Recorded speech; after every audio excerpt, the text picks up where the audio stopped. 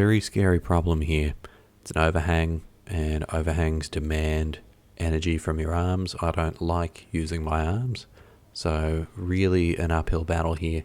Just trying to work out the start on this problem, and trying to get the sequence right. Trying to get my arms over, sort of using a bit of a toe hook with my right foot on that start hold, looking more like it gives me stability than anything. Switching it up and leading with my feet here. So just getting that left foot across, and now getting a bit of a knee bar in, and that looks like it is doing a lot of work to just set me up so that I'm in a position that I can just start driving up with my feet from. So the motion's pretty consistent here with just that early attempt. Pulling back on my arms, keeping them straight, kind of locking off, and just adjusting where my hips are, sort of shifting my knees around and just pushing off the feet. So here we go back to the beginning, and what is happening this time? I've got my feet just flagging across, getting good use of that knee bar with my left foot. The right foot basically just came away from the wall entirely, so you can see just how much work is being done by that knee bar. Really just trying to find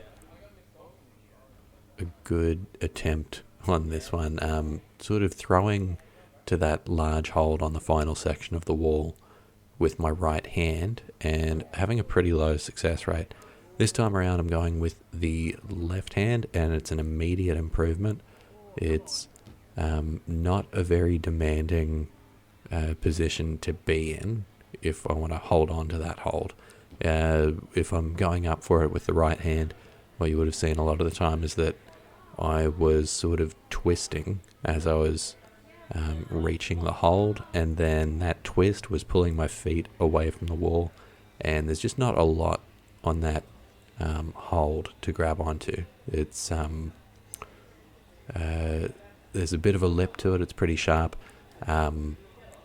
but it's very hard because even that top wall is sort of slightly overhanging. There's just not a lot to pull back in on if you start to come away from the wall. So really having to find moves that have as much stability in them as possible so I can remain in control, and just trying to find my way here to this last couple of holds. And it's really just the right foot I'm seeing on this one that I'm about to place it on here. So from this position I can just adjust where my right knee is, and that's doing a lot to shift my body weight around and better set me up to reach for that third last hold. And finding that I really need to be as static as possible and have as much control as possible to get to it. Any sort of instance where my feet come away from the wall so far has just proven to be unsalvageable. The crimps don't offer a lot, at least for what my capabilities are, and the swing is too much to maintain. So again, just trying to be as static as possible, still sort of having to throw for it, and that swing out from the walls just pulled me straight off. So here we go, trying to just set up, pull into the wall, adjust the position of my hips, and push off that right foot as I reach up. And again, just pulling out from the wall, cannot rein it in.